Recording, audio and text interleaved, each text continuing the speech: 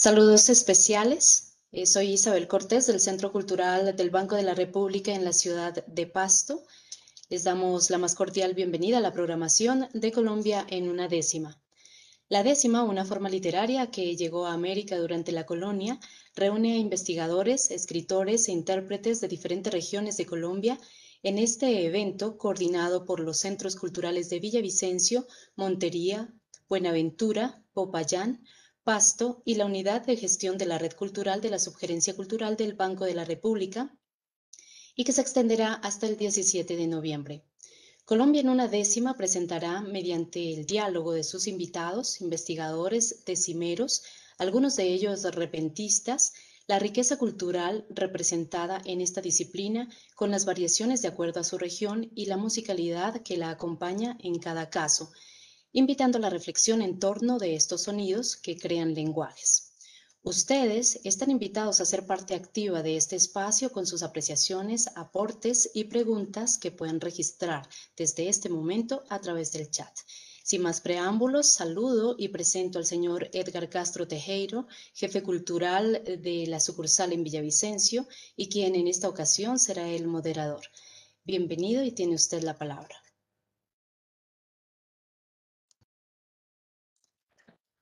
Muchas gracias, Isabel.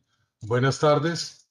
Y quiero agradecer muy especialmente a Isabel y a Dayana del Centro Cultural Pasto, quienes han estado detrás de todo el soporte técnico para hacer posible esta reunión.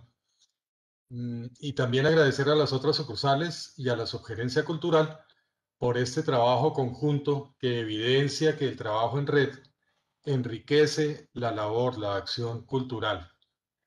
Bienvenidos todos a este primer encuentro en el marco del proyecto Colombia en una décima, donde abordaremos todos los miércoles desde hoy hasta el 17 de noviembre, mediante conferencias y talleres, el estudio de esta forma estrófica que llegó a nuestro continente y se quedó definitivamente en la cotidianidad, en las comunidades, que se convirtió en tradición y que ha tenido desarrollos diferentes en diversas regiones de Colombia, pero sigue siendo la décima y es considerada por muchos admiradores como la voz del pueblo, pues siempre la décima atiende al interés colectivo. Contamos hoy con la participación de dos invitados de amplio reconocimiento y gran trabajo en torno a la décima.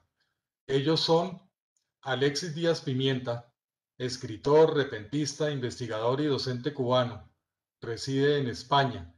Alexis es director de la Cátedra de Poesía Improvisada de la Universidad de las Artes y subdirector del Centro Iberoamericano de la Décima y el Verso Improvisado.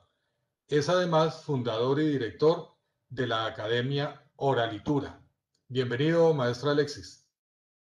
Bueno, las gracias le quiero dar a Edgar Castro por la invitación, por dar la posibilidad de estar aquí y de compartir con ustedes. Un saludo grande para Carlos y para Dayana y para todos los que nos estén viendo. Y espero que podamos compartir un rato de acercamiento a la décima en todas sus manifestaciones. Claro que sí, el maestro Alexis nos va a acompañar en primera instancia con una exposición que ha denominado Viajera Peninsular, la décima, historia, evolución y perspectivas. Y Carlos Rodríguez, de Cimero Cimarrón del Pacífico colombiano. Carlos es conocido en su blog y en redes sociales como Congo Kimbisa. Es un reconocido investigador de la identidad cultural afropacífica y es imagen viva de la poética y de la cuentería tradicional. Bienvenido, maestro Carlos. Muchísimas gracias, Edgar. Muchas gracias a Isabel y a todo el equipo del Banco de la República que me convoca para esta actividad. Un saludo súper caluroso al maestro Alexis. Sepa usted que usted es un referente nuestro y lo admiro profundamente y me enorgullece mucho que Olofi nos esté dando esta oportunidad de encontrarnos en este espacio para que refiramos acerca de la décima. La exposición del maestro Carlos es sobre la tradición oral del Pacífico colombiano como estrategia pedagógica para sostener la identidad cultural. Entonces, luego de las dos exposiciones, conversaremos con nuestros dos invitados sobre algunos temas que consideramos relevantes en este primer encuentro de Colombia en una décima. Entremos pues en materia y muchas gracias a todas las personas que nos están acompañando de todos los rincones de Colombia y de otros países que se están reportando en el chat y por las redes. Escuchamos entonces al maestro Alexis Díaz Pimienta con sus planteamientos sobre esa viajera peninsular, la décima, la historia, la evolución y las perspectivas. Bien, reitero las gracias, Edgar, reitero las gracias a Isabel, a Dayana y a todos los que han organizado este evento, y el saludo fraternal a Carlos Rodríguez y la gran alegría también de compartir este espacio. Solo quisiera, no recuerdo de cuánto tiempo dispongo, Edgar, si acaso se me va a la cabeza, me entiendo mucho, me hacen una señal. Unos 30 minutos. ¿Cuánto? Unos 30 minutos la primera exposición y luego 30 minutos para Carlos y luego la conversación. Vale, muy bien. Es muy difícil condensar en 30 minutos una historia tan rica, tan variada como la de la décima, pero vamos a intentar abarcar todo lo que podamos sobre esta viajera peninsular que tanto nos enorgullece y a la que tanto debemos en todos nuestros países, no solamente en Colombia, no solamente en Cuba. De eso hablaremos. Viajera peninsular, les voy a decir por qué este título.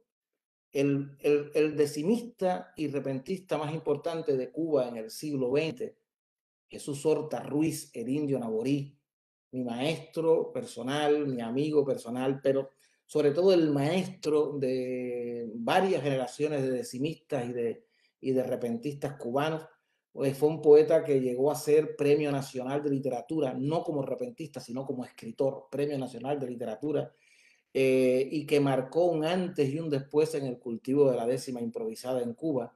Jesús Horta Ruiz, el indio Naborí, escribió posiblemente la décima más popular y más conocida de todas las décimas que se han escrito en Cuba.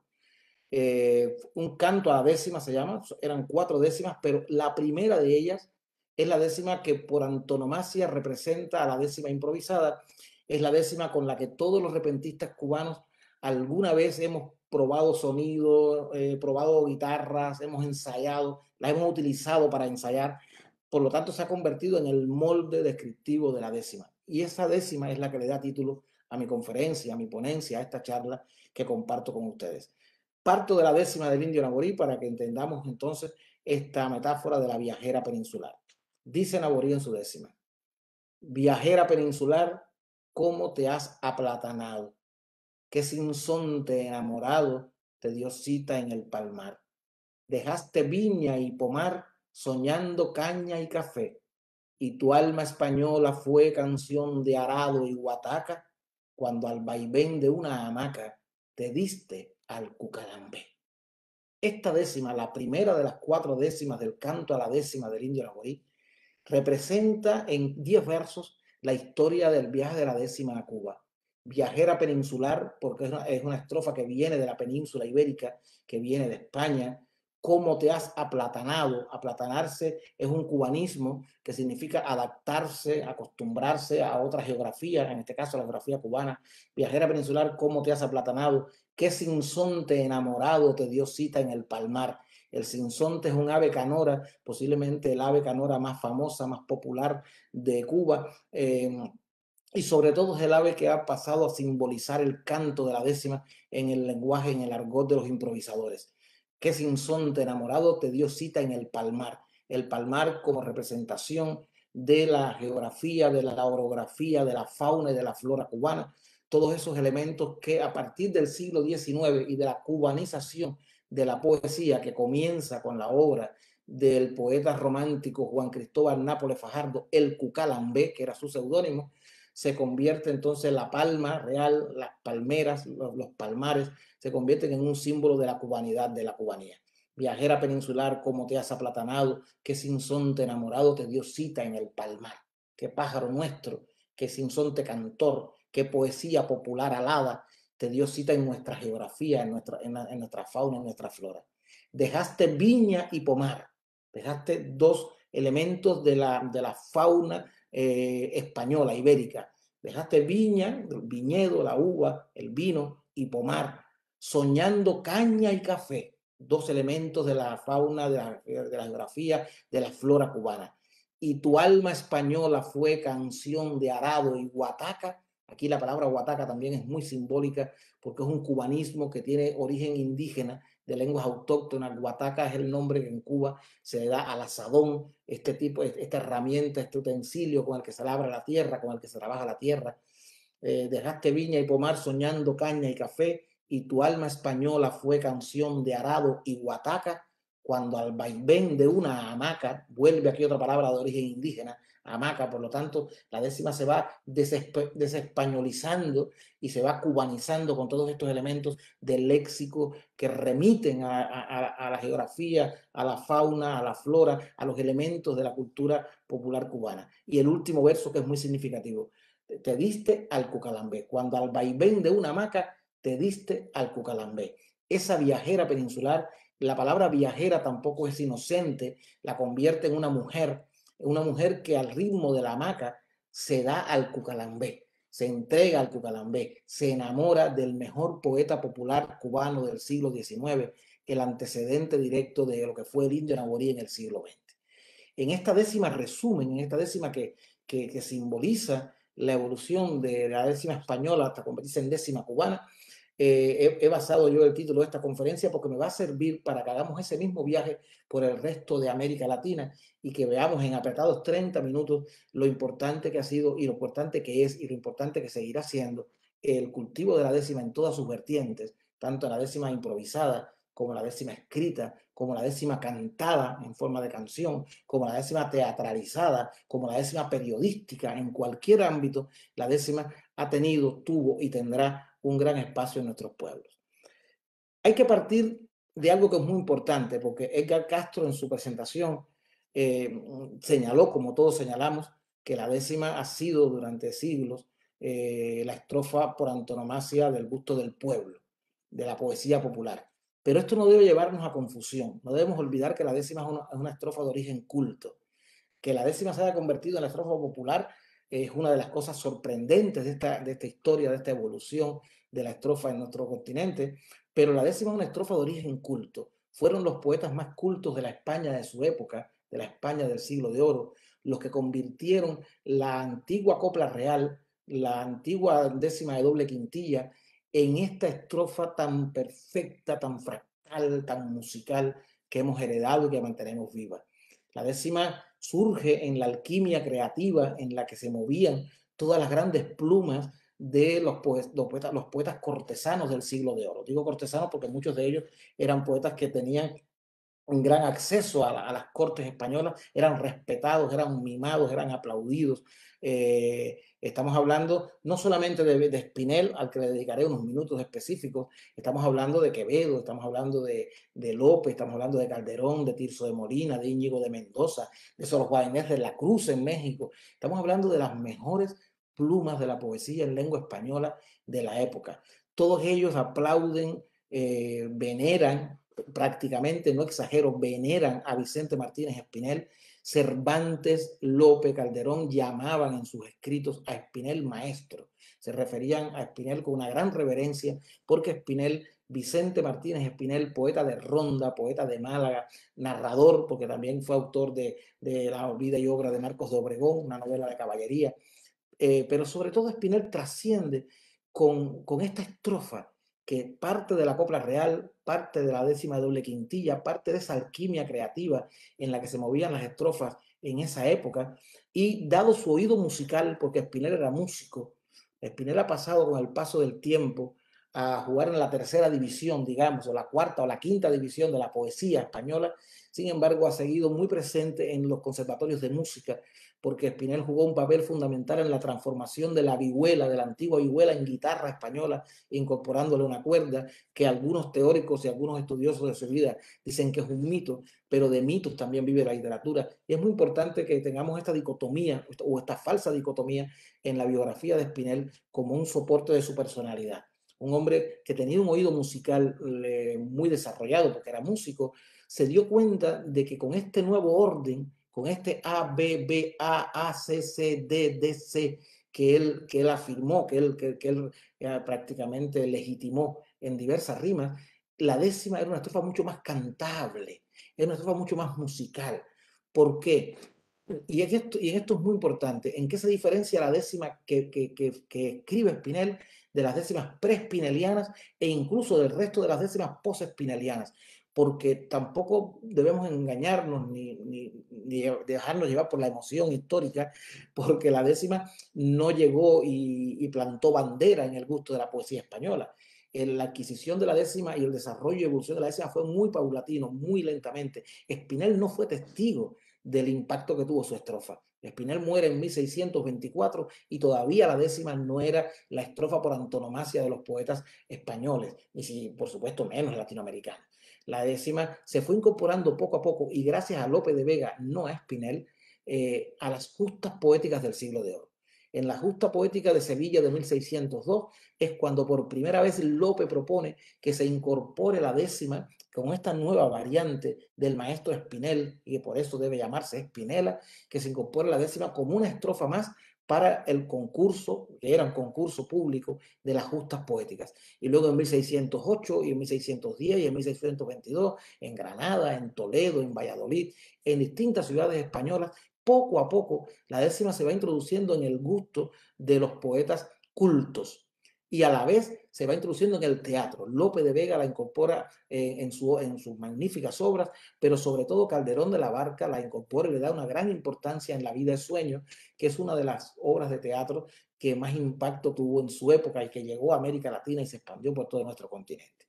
Es el dueto de Lope de Vega y Spinel, es el dueto Spinel-Lope el que hace que la décima se convierta en la estrofa aplaudida, la estrofa citada, la estrofa utilizada por otros cultores de la poesía y del teatro de la época y que luego se va a extender por América Latina. Quiero llamar la atención también, por si alguno no lo sabe, que Vicente Martínez Spinel, el poeta de Ronda, el creador de la Espinela, solamente escribió 10 décimas en toda su vida. No podemos tampoco olvidar eso. No es Spinel ni siquiera el mejor decimista de su época. No es Spinel un autor de una extensa obra en décimas.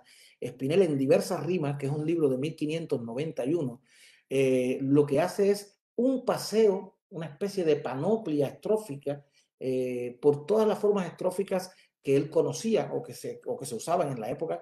Y entre ese abanico estrófico incorpora una nueva variante de la copla real, una nueva variante que es esta que devino luego con el nombre de Spinela gracias a Lope.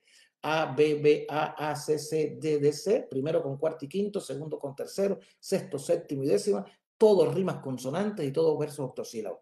¿Cuáles son los aportes más importantes de Spinela a la estrofa llamada décima? Y lo que marca y diferencia a una décima spineliana de una décima no spineliana, ya sea pre-spineliana o post-spineliana, lo más importante es la pausa tras el cuarto verso. Esa pausa tras la primera redondilla es el signo distintivo, diferenciador de la décima con la copla real, por ejemplo. La pausa de la copla real estaba en el quinto verso, por eso se llamaba muchas veces décima de doble quintilla, porque había una primera parte que iba hasta el quinto verso y conformaba una quintilla y una segunda parte que conformaba la segunda quintilla. Es la décima de doble quintilla, para que tengamos una idea. Es la décima de doble quintilla, todavía la décima que más se cultiva a lo largo del siglo XVII y siglo XVIII. Por lo tanto, la espinela fue poco a poco ganando espacio de manera muy paulatina, pero convivieron las dos estrofas en el gusto de los escritores que cultivaban la estrofa de 10 versos. Spinel solamente publicó 10 décimas. Esto es casi metafórico. El autor de la décima solo publica 10 décimas, 8 en diversas rimas, 8 solamente, 8 en su libro mágico, su libro fundacional de la estrofa en diversas rimas. Luego una décima más en un prólogo a su sobrino, que creo que se llamaba Alonso Spinel, le dedica una Spinella uno de en un libro, y luego otra décima de ocasión que recopiló el profesor, el catedrático de la Universidad de Las Palmas, Maximiano Trapero, en su último libro, y que completa el cuadro fractal, metafórico, simbólico, de que Spinel, autor de la décima, solo publicó 10 décimas.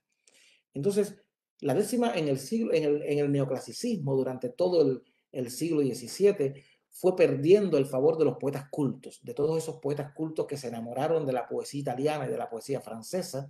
Recuerden que es el neoclasicismo, la época en que entra en la poesía española el verso endecasílabo, el soneto, el amor por Petrarca y los llamados afrancesados y italianizantes, los poetas cultos, se enamoran de este tipo de versos de mayor aliento y dejan de usar con la frescura y con el dinamismo, con la frecuencia con que venía usándose la décima, que sin embargo sigue viva en el teatro, sigue viva en los cantos populares, sigue viva entre los campesinos, sigue viva entre la clase popular.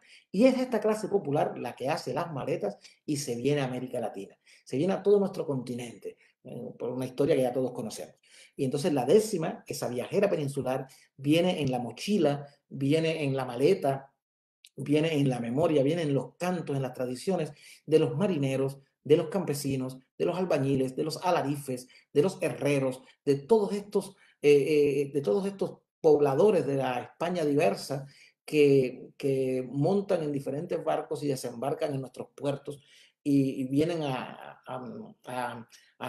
encontrar y a descubrir otro mundo, pero a traer con ellos sus cantos, sus instrumentos musicales y sus estrofas. Y ahí viene esta viajera peninsular y desembarca en Puerto Rico y se convierte en el germen de la música jíbara, en la estrofa que da el canto de los trovadores puertorriqueños, la décima y la decimilla y todos los seises con los que se canta la décima en Puerto Rico. Y desembarca en México y da como resultado que varios siglos después tengamos todavía viva la tradición del son jarocho en Veracruz o del huapango arribeño en la zona de la Sierra Gorda o de la balona en la zona de Michoacán. Tres maneras distintas de cantar y de componer la décima y de usarla para improvisar o para hacer poesía memorial, incluso para bailar, como es en el canto del huapango arribeño. Y desembarca en Cuba y da origen con el paso del tiempo al punto cubano, al punto guajiro. Todo en cada uno de nuestros países con distintas músicas, con distintos instrumentos de acompañamiento. Desembarca en Venezuela y encuentra en Venezuela entonces el galerón oriental, el canto de sirena, la décima zuliana, y desembarca en Perú, y desembarca en Chile, y llega a la paya, y en Argentina, en Uruguay, llega a la payada, y desembarca en Colombia, por supuesto que desembarca en Colombia, y fertiliza y entronca en el arte de lo que tanto aplaudimos, de lo que tanto admiramos, como el arte de los decimeros, de los improvisadores y de los decidores memoriosos de décimas tradicionales. Es la décima, por lo tanto, una estrofa muy dúctil, una estrofa cantable, una estrofa improvisatoria, que sirve para improvisar, una estrofa que sirve también para escribir literatura. Son muchos nuestros poetas escritores no improvisadores, no de origen popular, sino de origen culto, que han hecho de la décima también su vehículo de expresión. En Cuba, desde Nicolás Guillén, desde José Martí en el siglo XIX, pasando por Nicolás Guillén, José Lezama Lima, Cintio Vitier, Nicolás Guillén, bueno, ya dije Guillén, casi todos los grandes poetas de nuestro país han cultivado la décima escrita. Andrés Eloy Blanco en Venezuela, Sor Juana Inés de la Cruz en México, Alfonso Reyes en México. Muchos poetas no improvisadores, no populares, sino poetas de la literatura escrita, también hicieron de la décima una estrofa preferida para cantar, para contar sus alegrías y sus penas. Es la décima una estrofa, como decía Edgar, que ha servido a los campesinos, tanto a los campesinos colombianos como a los chilenos, uruguayos, argentinos, cubanos, peruanos, hasta en Brasil, en la zona de los poetas gauchos, ha servido como estrofa para el canto de todo aquello que le preocupaba, que le preocupa todavía. En décima se ha cantado a la muerte, se ha cantado ahí están los velorios de Angelito en Chile y los cantos luctuosos en muchas de nuestras tradiciones, pero también, o sea, es una décima, es una estrofa festiva para los cantos, ¿no?, de onomásticos, de cumpleaños, de matrimonio. Es una décima, es una estrofa que se presta para el diálogo, sobre todo se presta para el diálogo, para la controversia, para el contrapunto, para el enfrentamiento dialógico, que es lo que quizás identifica más el cultivo de la décima. Y aquí me quiero detener un poco porque creo que es la controversia, el contrapunto, el enfrentamiento, ese arte tan popular y tan propio de nuestros campesinos, lo que hace que la décima se separe y gane personalidad propia en el conjunto de todas las estrofas con las que se cultiva la poesía popular. Porque no olvidemos tampoco que no solamente se utiliza la décima para improvisar. En nuestro continente, en América Latina, desde Puerto Rico al norte, bueno, desde la Florida, porque también hay muchos latinoamericanos en la Florida, hasta Brasil en el sur, o la zona más alejada de Chile, se utilizan muchas estrofas distintas para improvisar. La décima, por supuesto, pero también la cuarteta, la quintilla, la sextilla, la octavilla, hasta el romance se ha utilizado para improvisar. Sin embargo, para la controversia, para el contrapunto, es la décima la estrofa que más ha arraigado, que más popular se ha hecho, que más trayectoria y trascendencia ha tenido en todos nuestros países. A mí me emociona mucho que más de 500 años después, una estrofa como esta, que surge de una manera tan novelesca y que ha tenido tantos avatares, se mantenga en el gusto popular. En todos nuestros países ha pasado por momentos de olvido, de minusvaloración académica, de soslayamiento mediático, ha sufrido prejuicios, ha habido muchos prejuicios escriturales, ha habido prejuicios urbanitas, porque es un arte rural, escriturales, porque es un arte oral. La oralidad ha sido muy poco y mal estudiada durante siglos. No es hasta principios del siglo XX, con los estudios de Milman Parry y Albert Baylor en Estados Unidos, que son estudios que hacen para dilucidar la cuestión homérica, y utilizan para ello el arte de los guzlaris montenegrinos en los Balcanes. Fíjense qué cosa tan rocambolesca.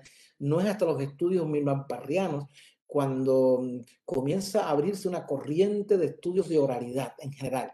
Empiezan por el mundo de los Balcanes, en lengua anglófona, pero luego se expande por todo el mundo, y una corriente de pensadores, de filólogos, de sociólogos, de antropólogos, de estudiosos de la oralidad, ya sin tanto prejuicio, porque los estudios más importantes que se habían hecho sobre la poesía en general eran siempre desde un enfoque filológico escrito, la filología de lo escrito, le llama Paul Sumter, el investigador canadiense.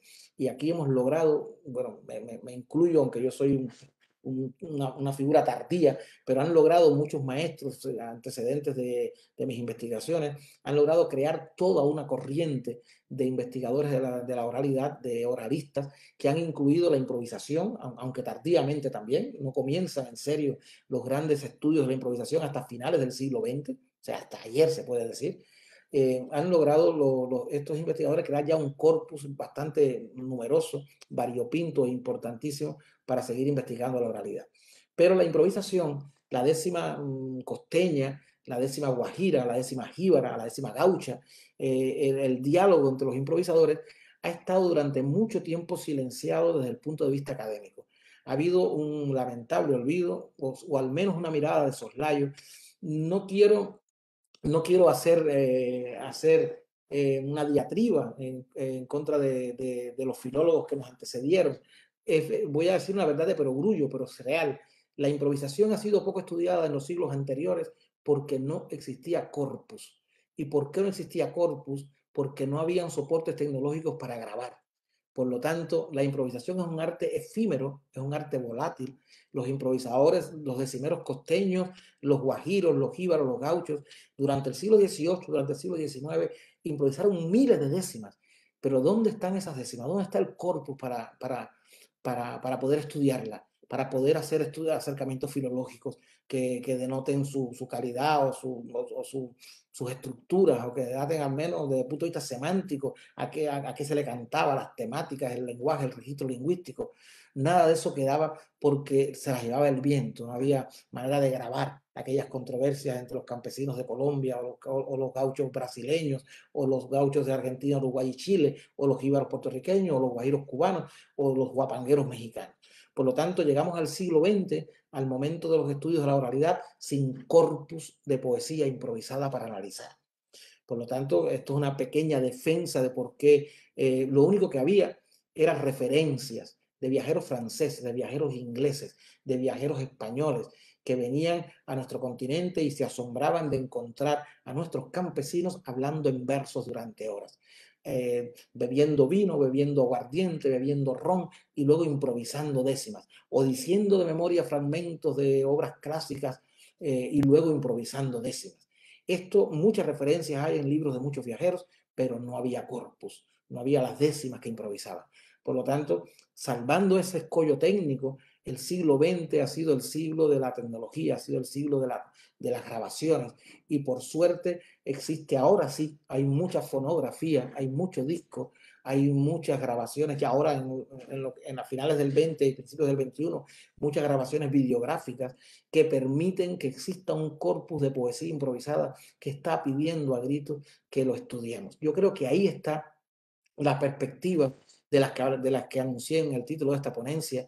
Yo creo que estamos todos obligados a recoger ese corpus, a transcribirlo y a dotar a los nuevos estudiosos de la filología, de la poeticidad, a dotarlos de un material estudiable para, primero, para comprender qué pasa en la cabeza del improvisador, para comprender la historia de la improvisación, su evolución por etapas y de manera local en cada una de nuestras regiones, porque no es lo mismo la décima del Pacífico colombiano, por ejemplo, que la décima de la zona de Esmeralda en Ecuador, o la décima afroperuana, o la décima cubana, puertorriqueña o chilena. En cada uno de nuestros países, la décima tiene sus propias características a nivel lingüístico, a nivel temático, a nivel musical, a nivel interpretativo. Por eso incluso la nomenclatura cambia.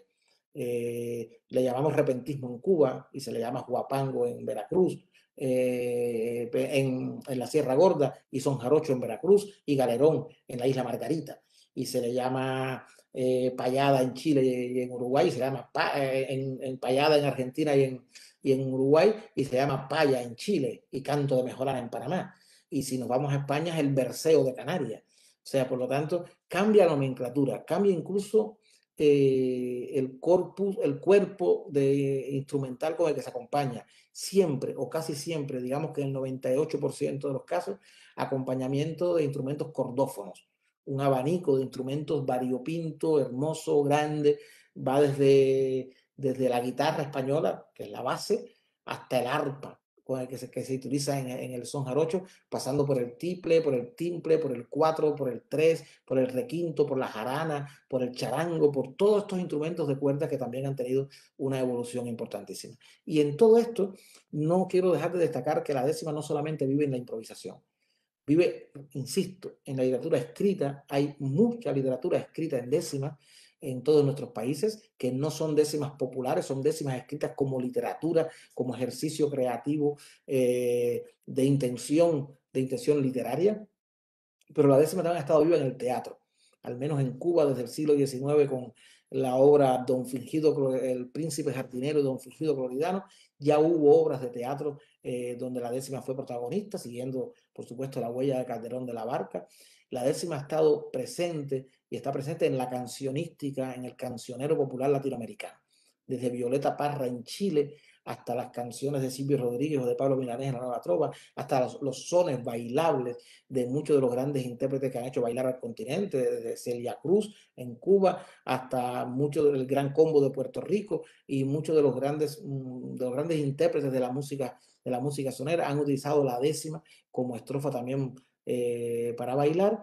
La décima en el teatro, la décima en el cine. Es curioso porque quizás no somos conscientes de cuántas veces se ha acercado el cine en el siglo XX a la manifestación de la improvisación de décimas. Yo les voy a poner como ejemplo solamente dos títulos. El último payador, una película argentina de hace muchísimos años con Hugo del Carril haciendo de Bettinotti, que fue uno de los grandes fundadores del movimiento de la payada en Argentina, o Saudade do Futuro, una película brasileña que recorre todas las formas de improvisar en el Brasil. Quiero decir con esto, y no sé cuánto tiempo me queda, que la décima es una estrofa de origen culto, una estrofa de origen literario. Se convierte no por arte de magia, sino por propia evolución de su desarrollo, de su viaje hacia el continente americano, se convierte en la estrofa popular por antonomasia de los cantores del pueblo, de los campesinos, y pasa del libro y pasa de las tablas del teatro al canto. Esta transición es muy importante. La décima no empezó cantándose, no empezó como canto, no empezó como improvisación, empezó como un ejercicio de escrituridad, y luego de teatralidad. Y sin embargo va evolucionando con el paso del tiempo y se convierte en una estrofa para ser cantada y en una estrofa para ser improvisada. Y pasa paralelamente con una evolución muy parecida en todo nuestro continente. No da tiempo hoy aquí en esta exposición tan breve a ver los paralelismos. Para que tengan una idea, les voy a poner dos hitos importantes de la evolución de la décima del continente americano. En Cuba, en el año 1955, el Indio Naborí y Ángel Valiente, los dos poetas improvisadores que cambiaron la historia de la décima en Cuba, porque incorporaron a la décima improvisada todos los registros de la décima escrita. El Indio Naborí y Ángel Valiente protagonizaron la que está considerada en Cuba la controversia del siglo, el encuentro de improvisación más importante que ha habido en la isla. Esa controversia llenó un estadio de fútbol, el estadio de fútbol de Campo Armada, en el año 55 en La Habana. Un estadio de fútbol lleno, no sé de cuántas, 15.000 personas creo que había en aquella famosa controversia. Eso en el año 55. Paralelamente, en el año 56, en el Luna Park de Buenos Aires, también se llena un estadio o gran parte de un estadio para escuchar a Gabino Ezeiza y a otro payador en un encontronazo, casi en la misma época. Y coincide todo esto con la gran cruzada gaucha, en el que la décima y la improvisación se desplaza por el cono sur y va ganando adeptos, y va ganando aplausos, y va ganando protagonismo en la historia popular de nuestros pueblos. Un papel fundamental en el desarrollo y evolución de la décima, al menos en Cuba, pero creo que también puede haber pasado en otros países, lo jugó la radio. La radiofonía en Cuba fue de las primeras del continente. En el año 1920 comenzó y ya en el 22 los poetas improvisadores tenían un espacio radiofónico. Y luego la televisión. Desde 1950 que comenzó la televisión en Cuba, empezaron los repentistas a tener un espacio televisivo. Eso hizo que la evolución de la décima en Cuba haya sido muy diferente al resto del continente, porque los poetas improvisadores fueron desde muy temprana edad profesionales del repentismo. Dejaron de ser campesinos que labraban la tierra para ser artistas que trabajaban en la televisión nacional, en la radio nacional, y que por lo tanto vivían de la misma manera que el bolerista vivía del bolero, o que Pérez Prado vivía del mambo, o que Benny Moré vivía de la salsa. El Indio Naborí, Ángel Valiente y casi todos los improvisadores de los años 50, 60 pudieron vivir de su canto improvisado como profesionales de este arte. Eso hizo que en Cuba llegáramos a finales del siglo XX con todas las premisas objetivas para que yo fundara una cátedra de poesía improvisada, una escuela de improvisación que dio como resultado que hoy por hoy hay miles de niños y de jóvenes cultivando la décima y la improvisación en Cuba, que la UNESCO reconociera el punto cubano como patrimonio inmaterial de la humanidad y que el futuro de la décima en Cuba sea indiscutible, sea un futuro esplendente, porque ya dejó de ser considerada incluso solamente como una estrofa para los campesinos, sino que hay todo un movimiento juvenil, urbanitas, que cultivan la décima y que la fusionan con otras artes, con el teatro, con el cine, con la danza, con la plástica, con la literatura escrita. Voy resumiendo entonces, la décima es una estrofa de origen culto, una estrofa de origen literario que viajó a América Latina, paulatinamente se fue introduciendo en el gusto popular y en cada uno de nuestros países se mezcló con nuestras raíces, con nuestras músicas, con las raíces negras, raíces indígenas y con ese tronco hispánico que la caracteriza, dio como resultado un abanico de formas de canto, un abanico de formas de improvisación y un abanico de formas de expresar y de cantar la décima, que hoy por hoy es uno de los patrimonios más ricos que tenemos en el continente.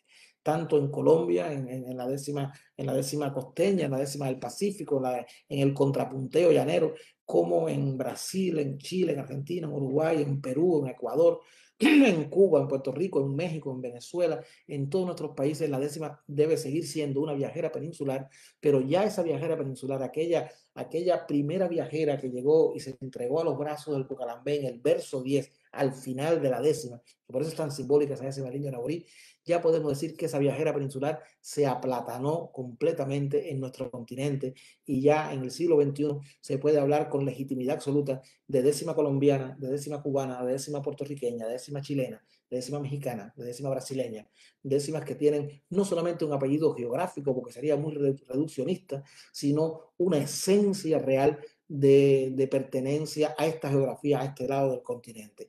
Cuando Cintio Vitier en su ensayo Lo cubano en la poesía dice que el Cucalambé, este poeta del siglo XIX, al que cita Naborí en su décima en el siglo XX, que recibe sobre una hamaca a la viajera peninsular, cuando dice que el Cucalambé con su poesía cubanizó a la poesía española, que la fue liberando de las huellas ibéricas y la fue cubanizando, se refería simplemente a que esa décima cubana que comienza con el Cucalambé, sigue con Naborí y llega hasta nuestros repentistas actuales, comenzó a hablar de nuestras frutas, de nuestros árboles, de nuestros negros, de nuestros indios, de nuestra naturaleza, de nuestros topónimos.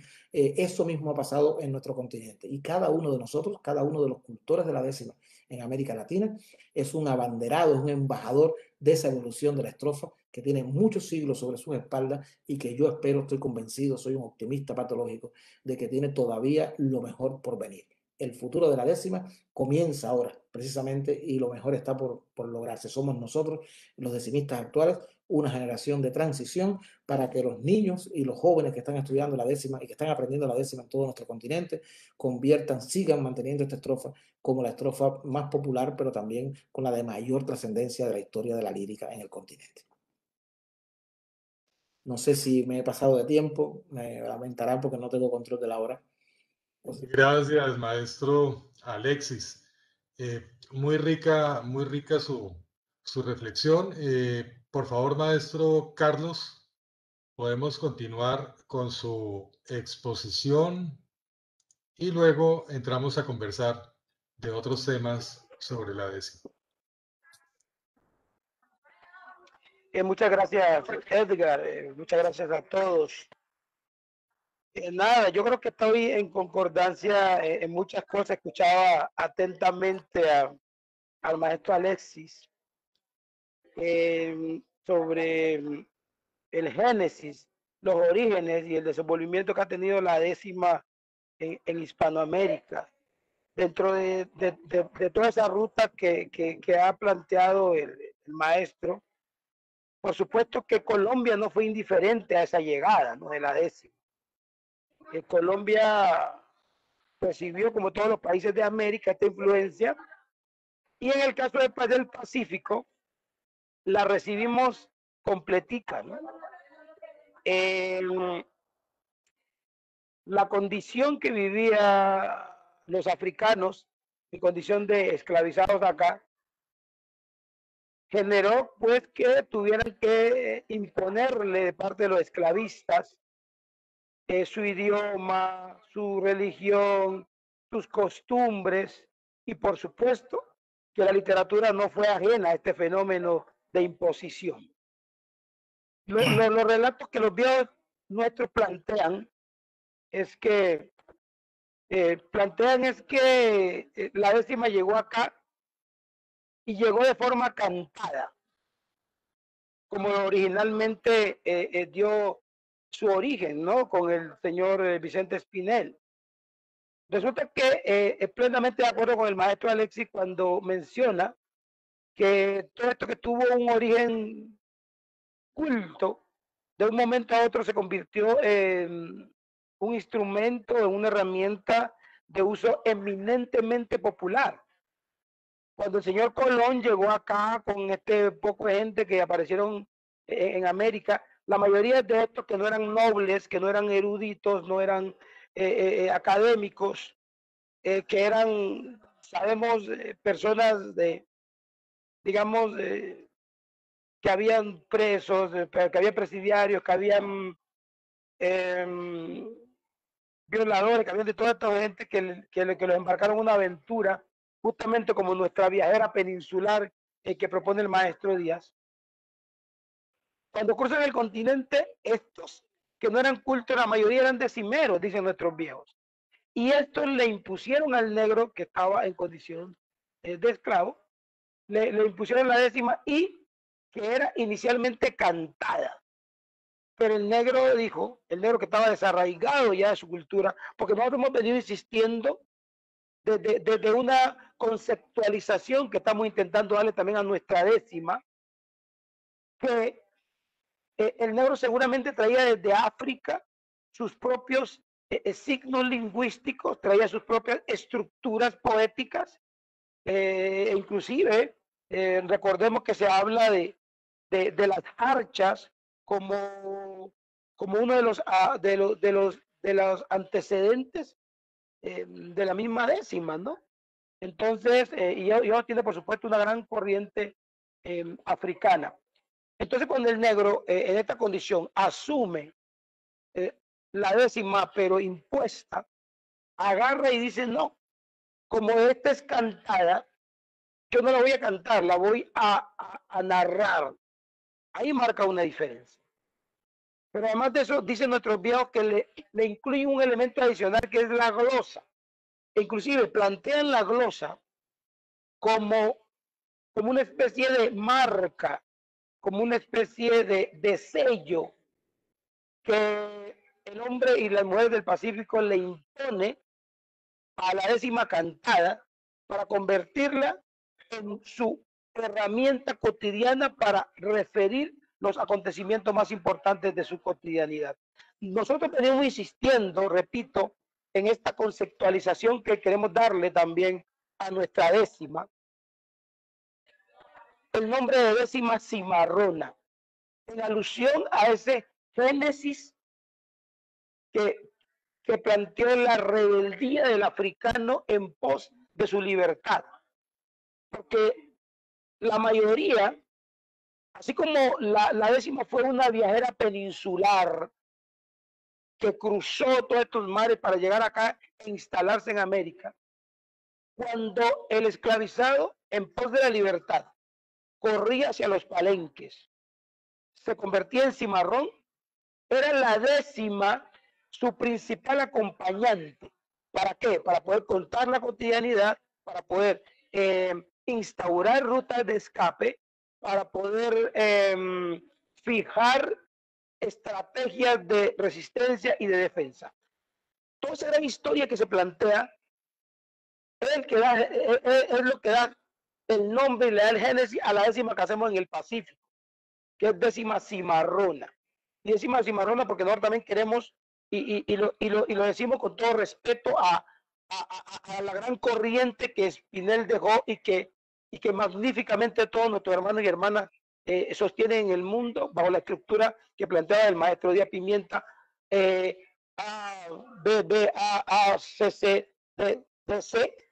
Nosotros, los viejos nuestros antepasados, no quisieron copiar esa estructura. No lo quisieron copiar y dijeron no. Aunque me den garrote, aunque me la impongan, sí la voy a aprender para que no me jodan tanto como podemos decir. Pero dijeron primero, no va a ser cantada, va a ser narrada. Ahí, en el momento en que los esclavizados dicen no, yo no quiero que sea cantada, sino narrada, están imponiendo una rebeldía literaria. Entonces, eso le da pie y fuerza al nacimiento de nuestra décima cimarrona. La segunda rebeldía tiene que ver con la estructura como tal. Sabemos que la décima espinela es una estructura rígida, predeterminada, por supuesto, con los versos que tienen que rimar uno en otro. El negro dijo, nosotros vamos a glosarla en primer lugar, pero además de glosarla, no vamos a seguir ese patrón tan rígido de que rime el primer verso con el cuarto y el quinto, el segundo con el tercero, el sexto con el séptimo y el 10, y el 8 y el 9, sino que vamos a meterle también libertad a la composición. Por eso, la mayoría de las décimas nuestras, y ojo, no quiere decir que nosotros no hagamos décima espinela, sí podemos hacerla, pero intentamos, como en mi caso, seguir la ruta ancestral de los que primero plantearon la décima. Ellos dejaban varios versos libres y aunque partían de una glosa mayor, que nosotros llamamos acá, que se repite al final de 4 pies de 10, se repite exactamente, pero en la estructura de los 10 versos no se respeta, por decirlo de alguna manera, o más bien se irrespeta, o más bien se acomoda a nuestro propio estilo en el Pacífico de una determinada manera. Entonces nosotros podríamos decir, por ejemplo, de Panamá hasta Esmeralda con su estructura emotiva, como expresión popular la décima sigue viva. De la España fue traída como décima espinela, regada por toda América con fuerza de la candela. El negro la descongela debido a la imposición y marcando un nuevo son. Desde la oral la respalda para seguir hoy presente de Panamá hasta Esmeralda. A la décima se encarga como valioso instrumento para poder referir todo acontecimiento, expresar el descontento, criticar y denunciar y poder reivindicar lo que lesiona y nociva. El antídoto es la décima con su fuerza emotiva. Y gracias a los escribas de la palabra florida, cogió fuerza y valor y destacada acogida. Así Justo Alí García y Casimiro Bagüí, Catalino Moreno aquí y la Alondra a la par le dieron al puesto grande como expresión popular. Hasta que llegó el juglar y poderoso poeta, el gran Benildo Castillo, el autor de las 3 letras. Con su mente tan despierta, 30 años contó la historia, una labor meritoria que enorgullece y motiva para que como puntal la décima siga viva. En esa décima, simplemente lo que estoy diciendo es que todo eso que estoy nombrando ahí fueron los grandes precursores contemporáneos de la décima. Del siglo XX, en el siglo XX, todo esto que mencioné, Casimiro Bagüí, el señor Benildo Castillo, Molano Echagüí, todo esto fueron los grandes dinamizadores, diría yo. Pero antes de ellos, en el siglo XIX y en el mismo siglo XVIII, ya había negros decimeros, seguramente quienes le sirvieron a ellos de referente y que dijeron bien claro, si bien es cierto que hay una estructura poética que le da inicio a la décima, nosotros también vamos a ponerle nuestro propio toque y le vamos a poner nuestro propio swing y le vamos a poner nuestra magia al tema. Es importante resaltar que todas estas personas que mencioné eran gente que escasamente sabían leer y escribir. Eran más improvisadores que tener una alianza con la escritura. En el caso, por ejemplo, de Catalino Moreno, hizo muy famosa una décima que ha recorrido el mundo entero, que es la famosa concha de almeja, que es cuya glosa mayor simplemente lo pone y lo pongo como ejemplo, es yo me embarqué a navegar en una concha de almeja, a rodear el mundo entero a ver si hallaba coteja. Miren cómo la genialidad de un decimero, de un hombre de campo, de un hombre que podríamos decir que académicamente no tenía letra, pero que tenía la gran cosmovisión, que tenía la gran inventiva de inventarse un mundo para recorrer a partir de una concha de almeja. ¿Qué es lo que quiero resaltar? Que estos grandes poetas nuestros, el maestro Benildo Castillo, que fue el máximo decimero que hemos tenido, los definía sabiamente como grandes pensadores de ciencia rural. Justamente por algo que vamos a hablar en este espacio, es la importancia social que ha tenido el decimero. El decimero para nosotros ha sido un puntal súper importante, porque como estaba refiriendo anteriormente, cuando la décima agarra y acompaña todas las luchas de reivindicación, el decimero se convierte entonces en el gran interlocutor popular, en la voz de todo, en el abogado del pueblo, en aquel que con sus palabras comienza a reflejar todas y cada una de las cosas que suceden. Justamente amarrada a ese génesis, al negro le impone la décima, la acomoda a su gusto y la utilizó y la ha utilizado y la seguimos utilizando para contar y referir su cotidianidad. Así como los nuestros que estaban en condición de esclavitud tuvieron la valentía de crear una resistencia cultural a través de la 10ª Cimarrona, gente como Benildo Castillo, como Casimiro Moreno, como el señor Daniel Molano, se convirtieron entonces en los periódicos de la época. Se convirtieron entonces en los transmisores de las noticias. Cuando había un incendio, la gente le creía más al decimero que al reporte que el bombero diera, porque el decimero era la voz del pueblo, ¿sí? Era la voz del pueblo. Entonces, ¿qué ocurre? El decimero se convirtió entonces en un activo viviente de la cultura tradicional.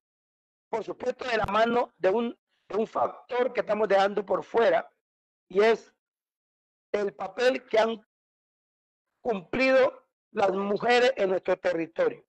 Digamos, han sido las mujeres nuestras las encargadas del sostenimiento del conocimiento ancestral, y para ese conocimiento ancestral ha sido fundamental lo que acá denominamos la palabra rimada.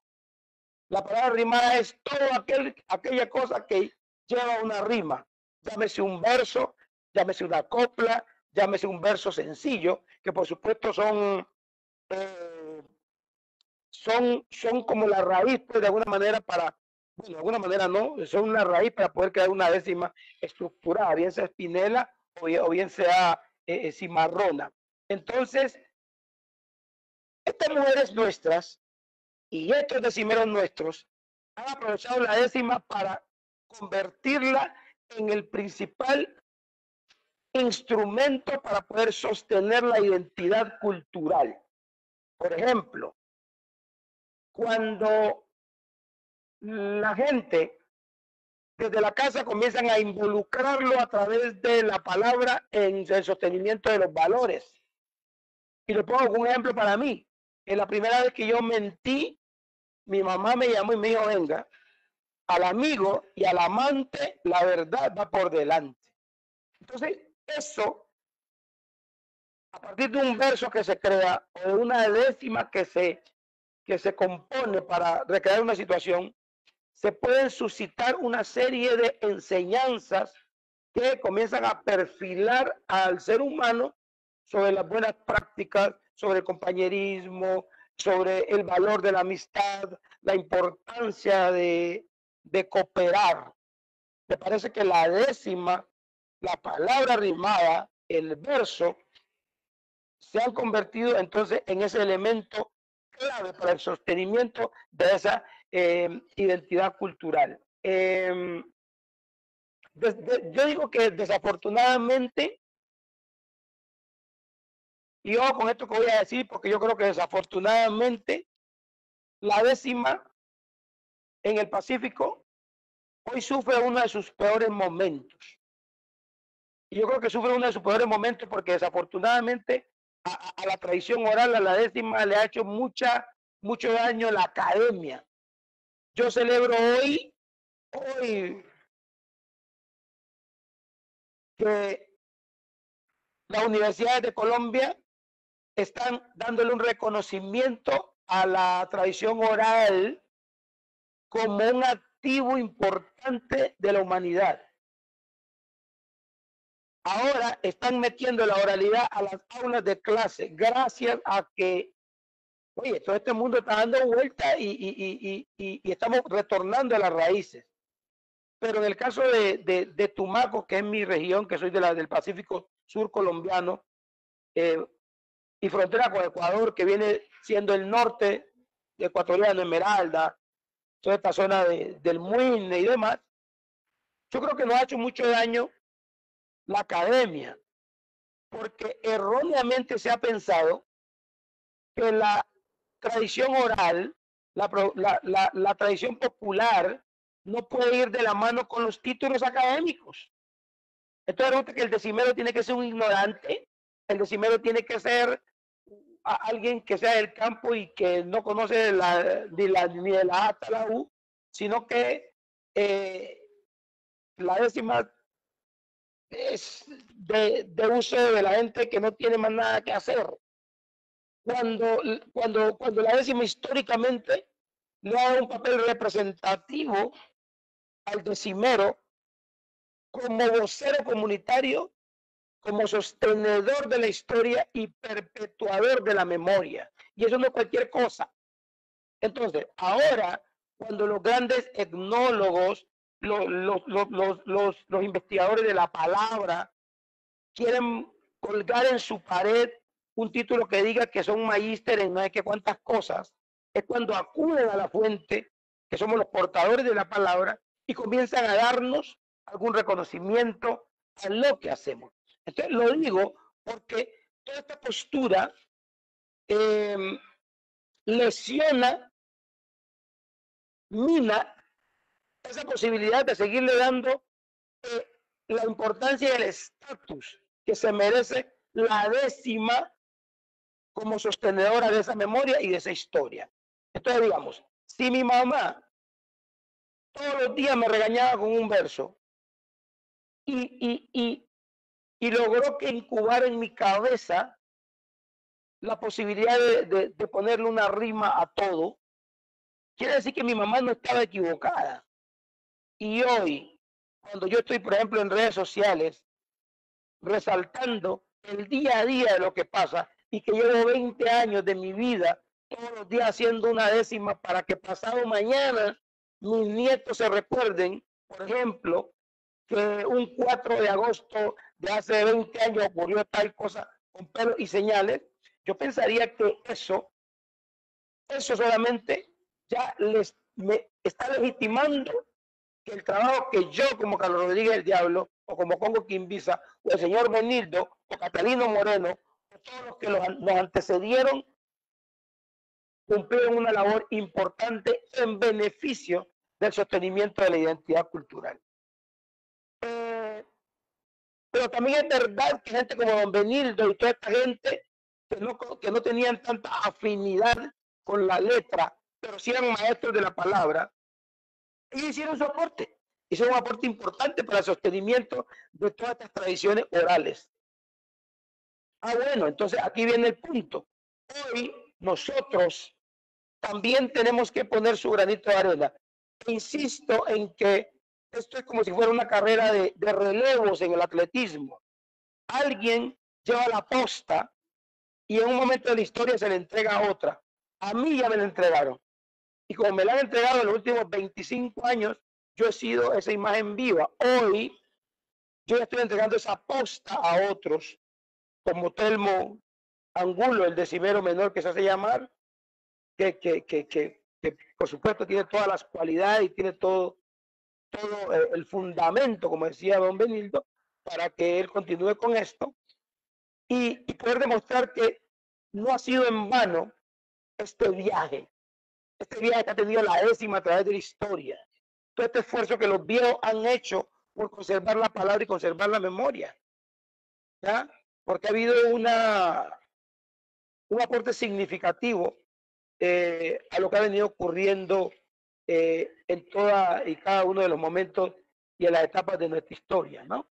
Entonces yo creo que la décima tiene que seguir haciendo fuerza. Yo en el 2018 estuve en Cuba en el encuentro iberoamericano, en el encuentro en el Festival Internacional de Poesía de La Habana, y me encontraba con los decimistas cubanos, a quienes admiro profundamente y que sigo en televisión y por redes también siempre que puedo, y causó sorpresa que en el Pacífico colombiano cultiváramos este tipo de décimas, porque los decimeros, maestro Díaz Pimienta, los decimeros, como usted, cuando comienzan a versear, a mí antes me ocurría, yo comenzaba a contar, bueno, parecía que el tipo o la persona va poniendo la estructura, que rime el primero con el cuarto y el quinto, etcétera, etcétera. Entonces resulta que los que están pegados a esa estructura, espinela, cuando escuchan la décima nuestra quedan perdidos,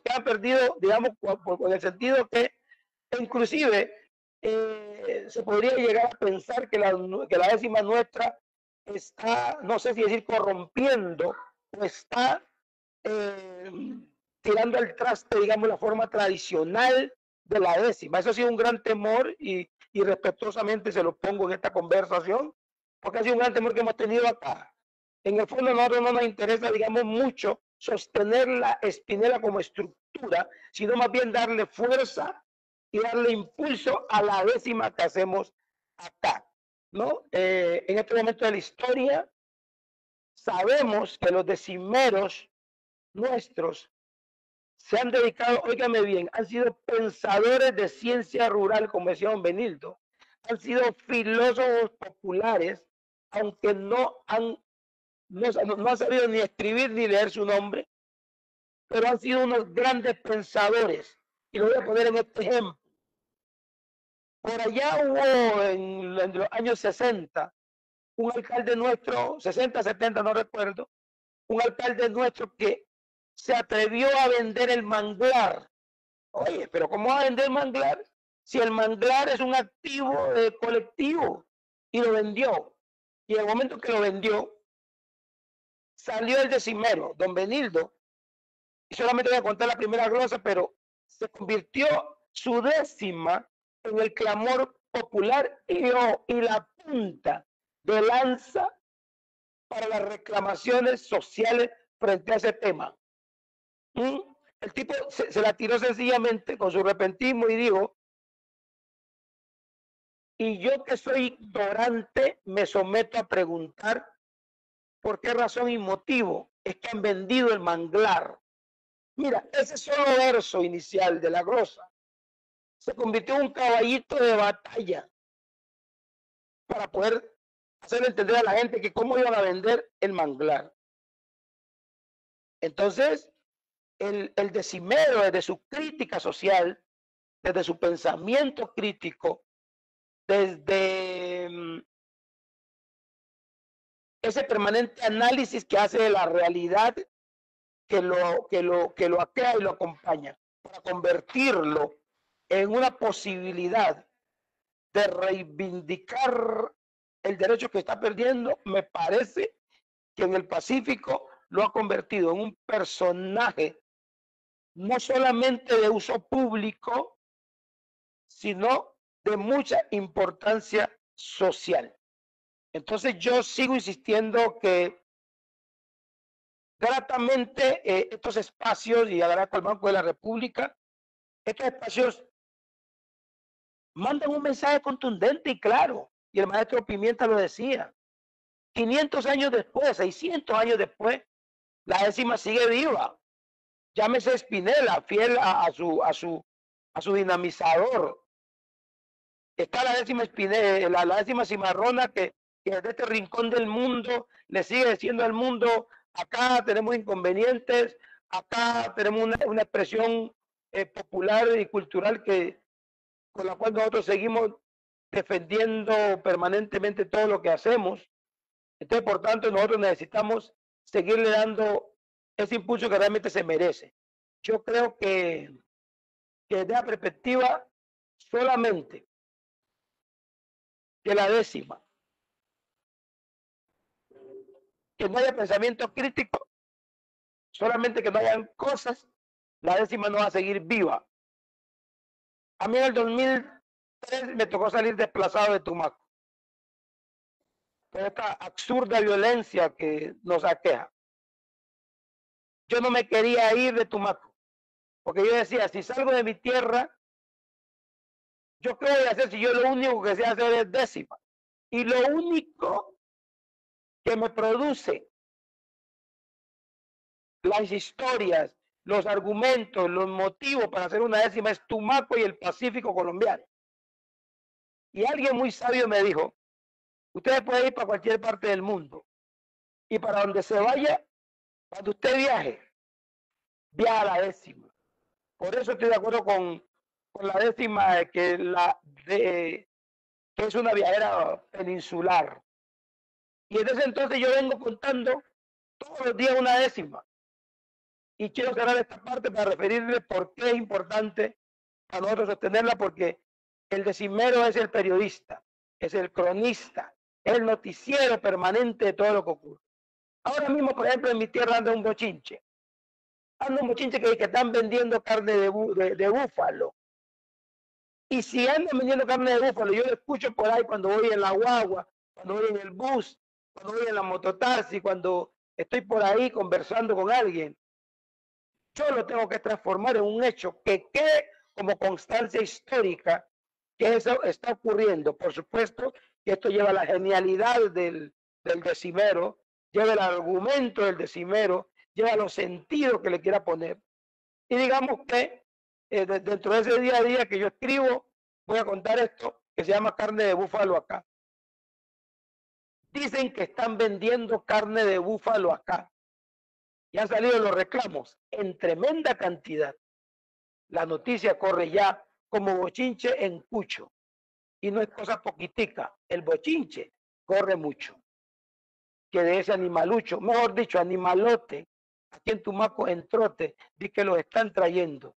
Y de forma clandestina dicen que lo están vendiendo.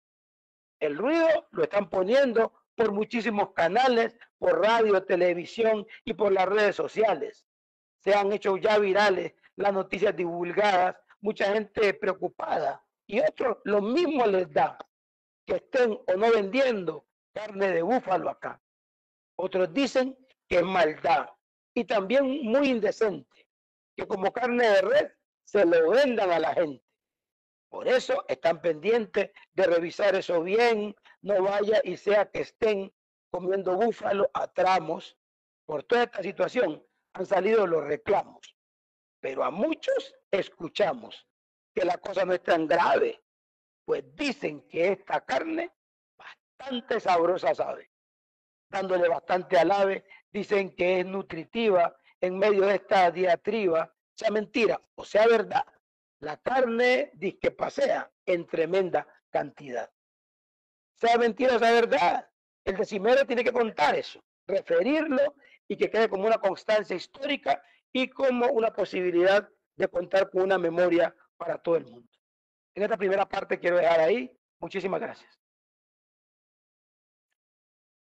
Muchas gracias, maestro Carlos. Qué interesante conocer ese inicio de la 10ª cimarrona tan querida en nuestro país y particularmente en nuestro Pacífico. Quisiera preguntarles ahora, ¿por qué sería la 10ª de esta forma que se arraigó sobre todas las otras formas poéticas, sobre todas las otras formas estróficas que llegaron a nuestro continente?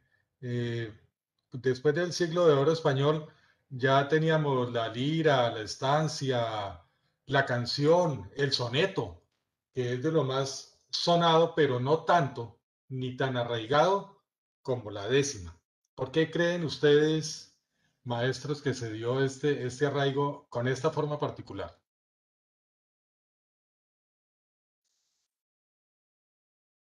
Yo, maestro Alexis, no sé si interviene o comienzo.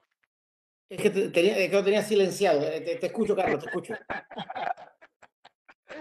No, yo con su venia, maestro. Yo sí creo que usted lo dijo ahora rato. El uso eminentemente popular. Me parece que bajarla de ese curubito que los cultos, que el hecho que los cultos lo hubieran soltado. No, lo digo de buena manera. El hecho que los cultos lo hubieran prestado como ese desinterés y que cogiera tanto vuelo, tanto viaje en los sectores populares, me parece que eso le dio arraigue, le dio raíz. Y además porque la 10ª tiene un elemento adicional, y es que la 10ª es de sentimiento. Y me parece que el sentimiento se lo pone netamente la gente que está abajo. Sí, yo me voy a centrar un poco más en elementos estructurales. La mayoría de las estrofas de la lírica clásica española son estrofas, has mencionado la estancia, la silva, el soneto, son estrofas que se alejan de un canon melódico como es el canon del octosílabo. tanto la silba como la estancia juegan con los versos heptasílabos y pentasílabos, con el endecasílabo, a veces también el soneto es endecasilábico.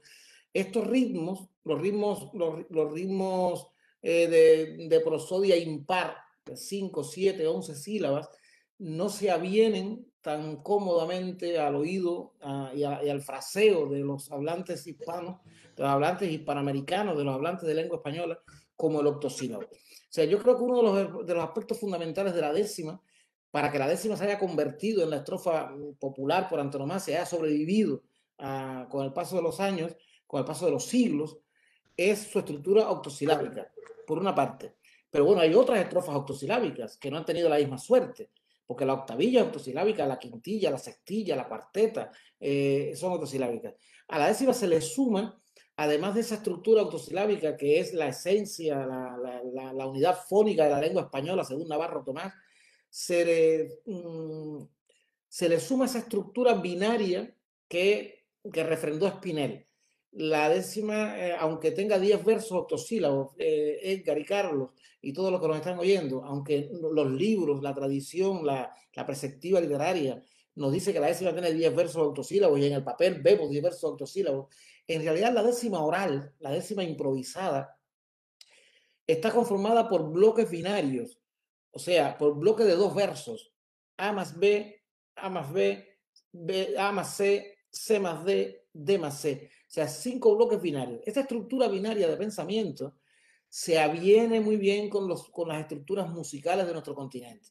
Todo esto es muy complicado apretarlo en una síntesis tan breve, pero por una parte, el octosílabo, la isometría, el hecho de que todos los versos tengan la misma medida, que no pasa en la estancia, no pasa en la silba, no pasa en el ovillejo, no pasa en otras estrofas que necesitaban un mayor alarde técnico, un oído mucho más entrenado.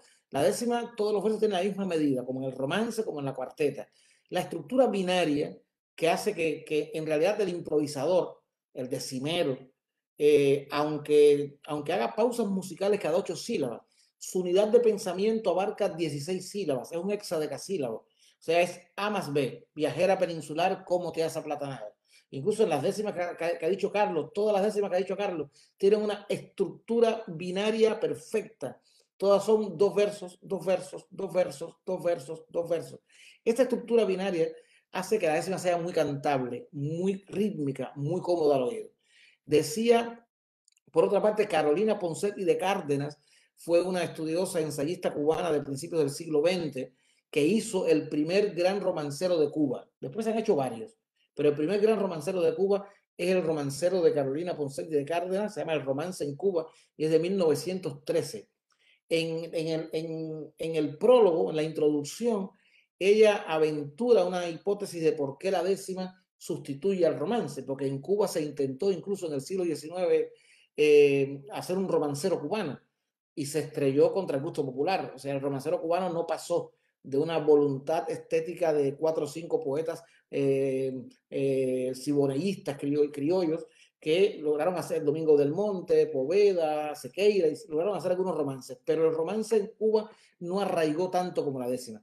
Y dice Carolina Ponce, arriesga la hipótesis de que el oído del cubano, y esto es también extensible al colombiano y al mexicano y a los latinoamericanos, es mucho más afecto a la consonancia que a la sonancia. Entonces, el verso octosílabo, la rima consonante, la estructura binaria y la cantabilidad de la estrofa, yo creo que fueron 4 factores que pesaron mucho en la balanza a favor de la décima con respecto a otras estrofas. En el caso del soneto, no hay ni que discutirlo. El soneto es una estrofa culta. Para poetas cultos, tiene una estructura compleja. Un verso endecasílabo no es un verso propio de nuestra lengua. El verso octosílabo es el verso más antiguo de la lengua española, es el verso más popular, el verso más usado. El endecasílabo es un verso prestado que viene del italiano y que entra precisamente en el neoclasicismo con el amor por Petrarca y por toda la poesía italiana. Pero es un verso adquirido, mientras que el octosílabo es un verso natural de nuestra lengua y por lo tanto, si recorremos toda España y recorremos toda América Latina, vamos a encontrar que el 95 o el 98% de las estrofas que se cantan, que se improvisan o que se escriben y teatralizan popularmente son estrofas octosilábicas. Y dentro de todo ese abanico es la décima, ya tendríamos que extendernos más, pero por estas 4 características yo creo que es fundamental. Una quinta característica que es muy importante. Muy pocas estrofas son tan dúctiles como la décima para tocar tantos temas distintos. Decía Lope de Vega en su libro clásico El arte nuevo de hacer comedias que la décima era buena para quejas, pero Lope de Vega, con todo mi respeto, se quedó corto porque él no pudo ver la evolución de la décima. La décima no solamente es buena para quejas, la décima sirve para cantar al amor. La décima se ha usado en las guerras de independencia para liberarse de los españoles. La décima la han usado los negros y marrones en Cuba, en Perú, en Puerto Rico, en Colombia, primero para aprender español, porque una de las cosas que se utilizó la décima y que por eso los asentamientos afroamericanos, tanto en Colombia como en Ecuador, como en Perú, son muy decimeros.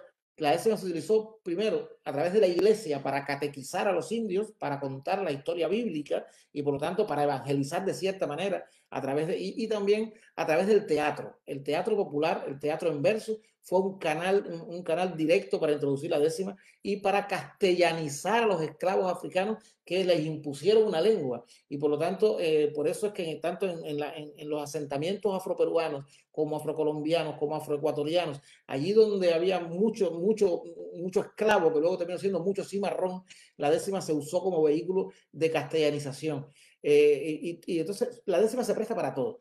En la guerra de independencia como arma de batalla, en campañas políticas en el siglo XX como bandera de voceros populares, en el amor, en el canto doméstico, en la despedida de duelos. Entonces, esa ductilidad pocas estrofas la tienen, porque si te pones a pensar en el resto de estrofas clásicas de la poesía española, y ya lo dice Lope de Vega en El arte nuevo de hacer comedia, cuando reparte un poco para qué es bueno cada estrofa, la décima, a pesar de que Lope la redujo a que era buena para quejas y que por eso la usaba en los monólogos solamente, ha demostrado con el paso de los siglos que tiene una ductilidad maravillosa para que podamos usarla en todos los frentes de la vida cotidiana. Gracias, gracias maestro. Bueno, tenemos un elemento bien importante, definitivamente es el ritmo, que creo que por nuestra sangre africana ha estado presente siempre en este proceso de mestizaje en América.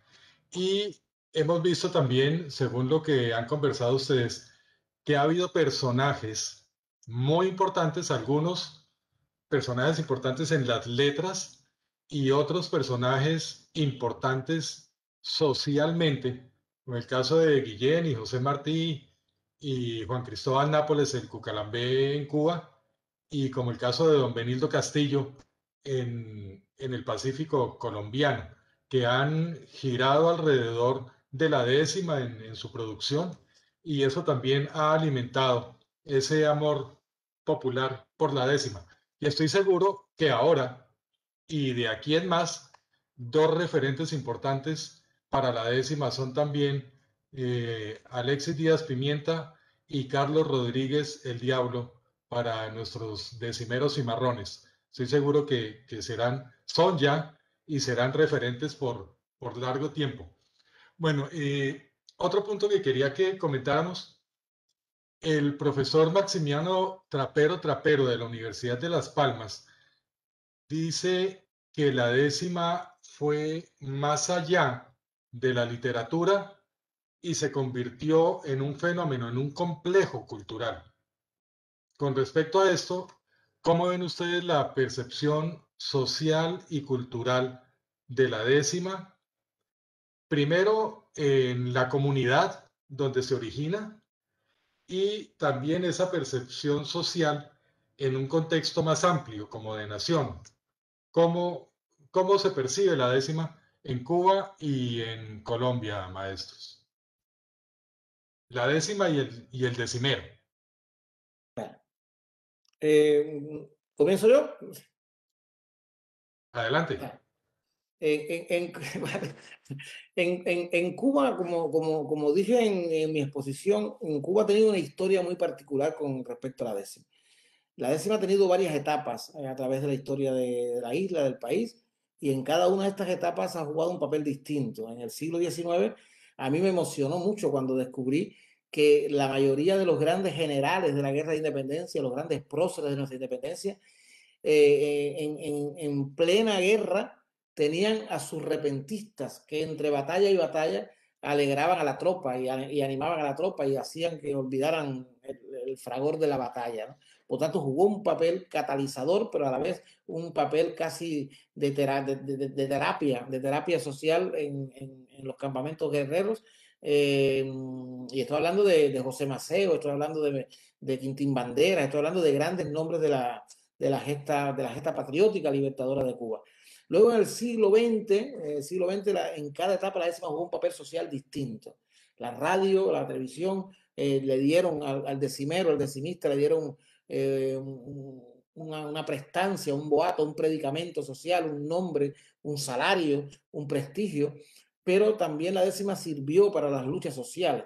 En la guerra contra Machado, en el año 33, los decimistas y la décima jugaron un papel fundamental. En la guerra contra Batista, en la década del 50, se convocaron a través de la radio a grandes actos con décimas para luchar contra Batista. Se convocó a una gran huelga general del 9 de julio a través de la décima. Luego en la Sierra Maestra, en la revolución de Fidel Castro en la Sierra Maestra, hubo muchos decimeros que estaban en la sierra, y luego la revolución cubana completa ha sido cantada en décima desde el año 1959 hasta la actualidad. La décima ha sido a la vez arma de denuncia ante la revolución, arma de lucha, arma de canto, de gloria a los poetas revolucionarios, y también arma contestataria, arma de sátira política, desde Nicolás Guillén en la década del 20 hasta los decimistas actuales. Entonces, quiere decir que el abanico del cultivo de la décima en la sociedad cubana ha sido muy amplio. El decimero pasó de ser un campesino que a veces tenía incluso que pagar para ir a la radio a ser un artista profesional reconocido, como ya dije anteriormente, y actualmente no solamente es un artista, es también un docente que imparte sus conocimientos y transmite a las nuevas generaciones el patrimonio inmaterial de la humanidad, que es el canto del punto cubano. Por lo tanto, ¿ha jugado un papel fundamental la décima en la historia de Cuba? Sí. ¿Y ha jugado un papel fundamental los decimeros? Sí. ¿Y la sociedad reconoce al decimero, al decimista y a la décima como un patrimonio y como algo representativo? Por supuesto. Creo que el prestigio de los decimistas cubanos, tanto de los improvisadores como de los escritores en Cuba, es indiscutible, y estamos muy contentos. Yo tengo que hablar, soy parte y parte, porque además de la investigación soy improvisador, y creo que desde mi infancia, yo comencé con muy pocos años en la televisión y en la radio, con 5 o 6 años, me he dedicado toda la vida al repentismo. Cuando yo tenía 18, 19 años, casi todo el mundo decía que la décima iba a desaparecer, que se iba a morir. Pero me lo dijeron también a los 23, y a los 24 y a los 25. 40 años después, la décima está más viva que nunca, y yo creo que es imposible que muera en Cuba, porque tiene un arraigo popular real y porque cada vez hay más cultura de la décima improvisada y escrita a lo largo del país. Le paso el micrófono a nuestro querido Carlos Rodríguez. Muchísimas gracias, maestro. Yo creo que estamos en la misma línea. Lo primero es que, Edgar, la percepción colectiva del decimero es grande. Realmente en nuestros pueblos, donde no hemos tenido como aliados a la escritura, sino que la oralidad ha sido el vehículo más importante para el sostenimiento de todas y cada una de nuestras prácticas ancestrales. El decimero realmente aquí tiene un prestigio y un estatus grande. El decimero maestro, el decimero acá tiene un enemigo natural, y son los políticos. Los políticos detestan a los decimeros, porque acá le damos duro a los políticos. Le damos duro, digamos, a intentar visibilizar todo eso que la gente dice en voz baja, y que usted como decimero tiene la obligación de referirlo a través de la palabra rimada. Tiene que hacerlo, porque el decimero es la voz del pueblo. No quiero compararlo como la voz de Dios, pero poniéndolo en un plano chiquito, acá casi que es la voz del pueblo. el decimero es tan respetado que el decimero puede decir simplemente acá, no, eso no lo digo yo, lo está diciendo la gente. Y se le cree, aunque sea la misma intencionalidad de la décima la que esté planteando el reclamo. No sé si me hago entender. Entonces, digamos, eso hace que usted como decimero, hay una gran percepción alrededor de que usted realice, e inclusive la gente esté pendiente a ver qué cosa nueva usted como decimero va a sacar. En mi caso, que tengo 20 años contando el día a día en mi región, donde no ha habido periódicos, donde siempre asistió la radio, por ejemplo, como gran método de interlocución, donde las redes sociales ahora acaparan la atención del mundo entero y nosotros no somos la excepción. Entonces lo que estamos intentando también es poner eso en redes sociales y créeme que la gente está pendiente de lo que uno como decimero proponga, porque entre otras cosas, maestro y todos, la décima también permite una lectura de la realidad de un modo más fresco, ¿no?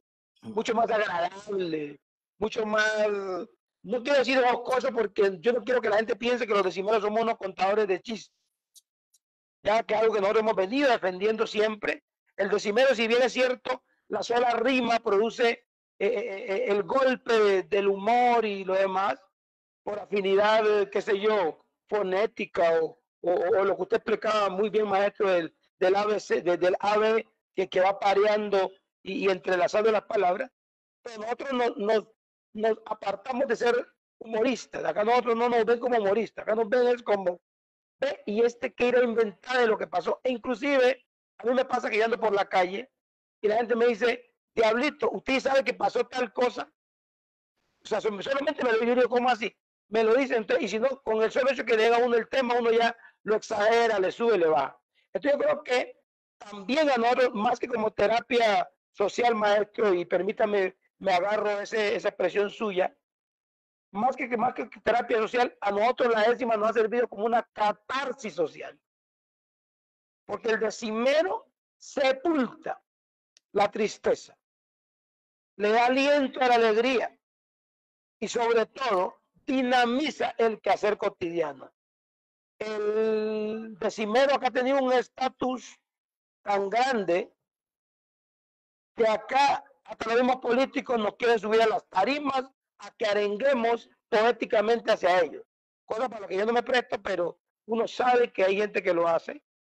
O ahora que estamos logrando que la décima entre la universidad, ahora que tenemos, por ejemplo, tanta presencia de ONGs en nuestro territorio por el tema del conflicto armado y demás, al que primero llaman a los componentes sociales es al decimero. ¿Por qué? Porque el decimero, con el golpe de la palabra, es el que engancha digamos, al conglomerado social para que se haga partícipe de estos proyectos. Entonces, sin por supuesto que el decimero le dé el gran título y el gran estatus y el gran prestigio social, el hecho de que a través de sus composiciones alienta permanentemente las luchas de reivindicación social. Entonces acá lo que estamos ya intentando es que no se quede, maestro, esto en lo meramente vernáculo, en lo meramente folclórico, en lo meramente guajiro, campesino, sino que sea reconocido como un saber ancestral.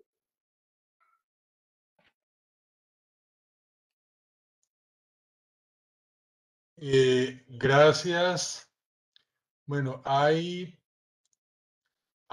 curiosidad también porque hemos escuchado que la décima inicialmente fue escrita y fue recitada, pero en América se cantó y en toda América. ¿Tendría que ver algo en eso, ese desarrollo que tuvo la décima en Canarias, que allá tengo entendido se acercó mucho al folclore y mucho migrante de Canarias resultó en América por la situación geográfica?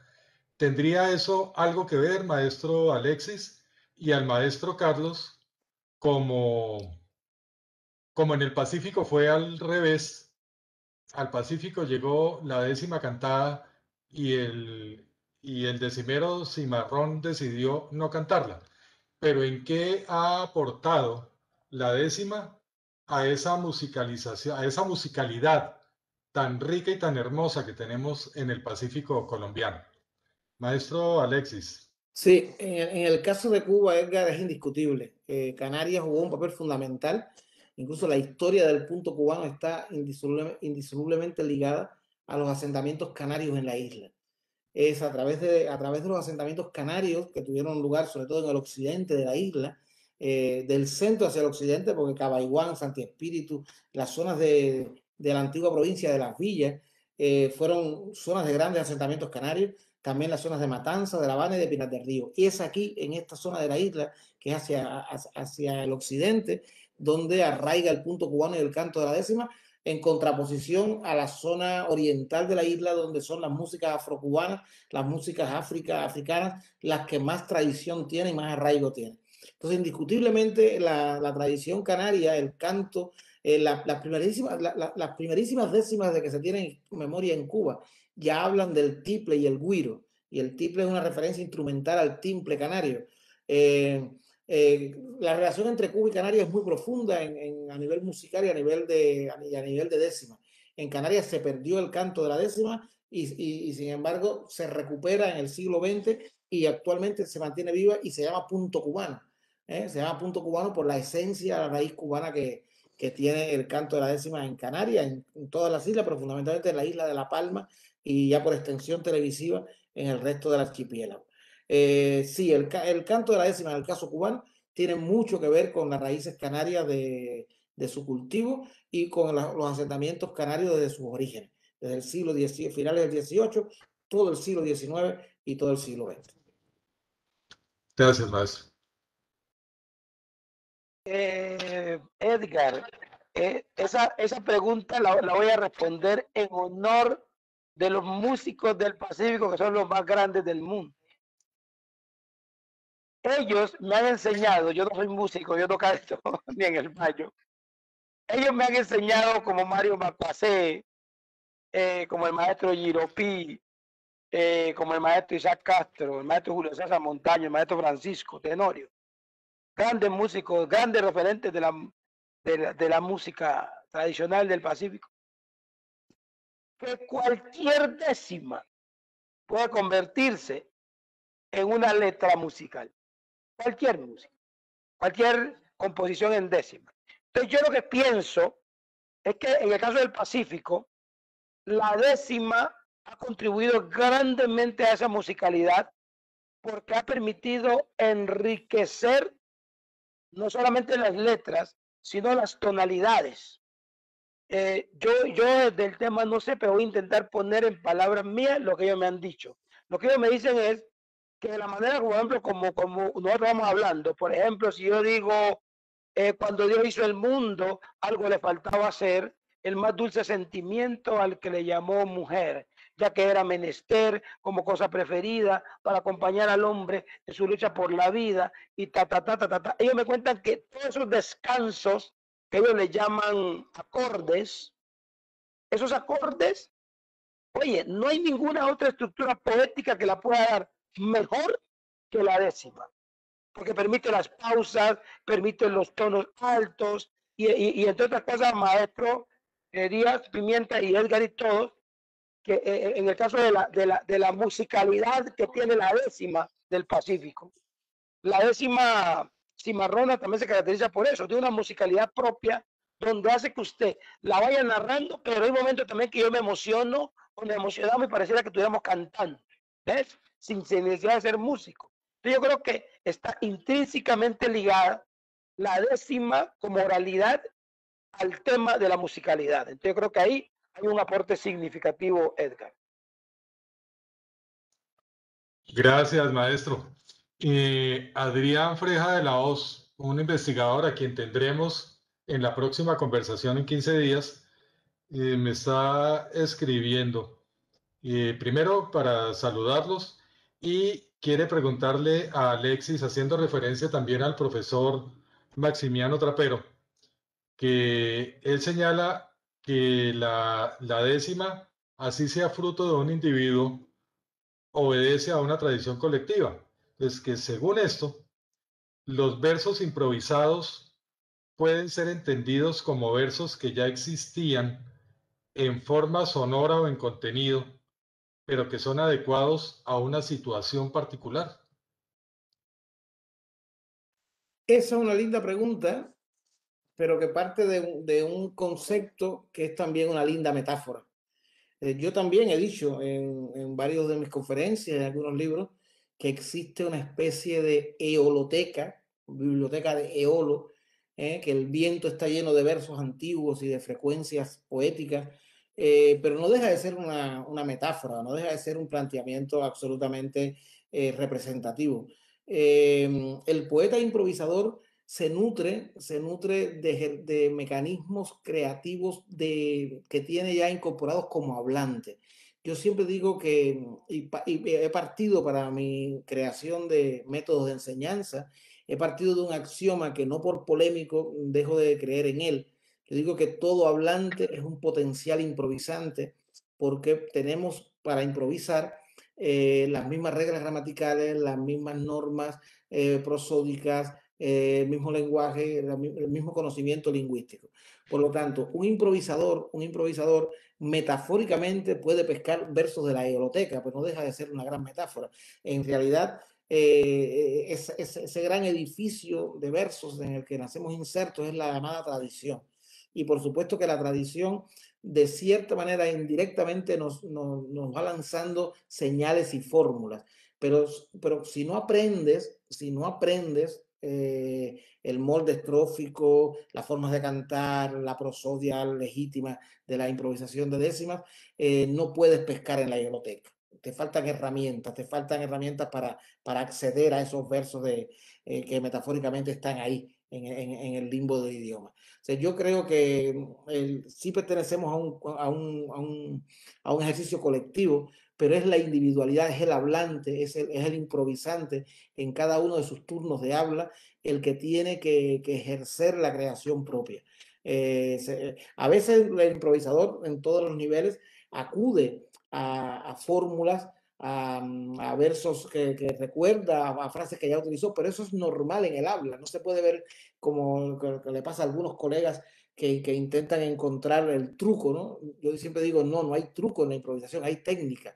Y de la misma manera que un hablante en prosa recurre para comunicarse a fórmulas de habla, el saludo es una fórmula, la despedida es una fórmula, hay frases que utilizamos a nivel de muletillas para comunicarnos en prosa, pues también el poeta improvisador puede, si quiere, si necesita, para completar la sintaxis de la estrofa, puede recurrir a algunas palabras que ya ha oído y que muchas veces de manera inconsciente el cerebro las rescata. Quiero cerrar esta respuesta diciéndole a Adrián que hace mucho tiempo, hace muchos años que yo vengo diciendo que la mayoría de las veces cuando hay mucha técnica y cuando ya se ha adquirido el conocimiento suficiente para improvisar, el hablante no es el que improvisa su cerebro.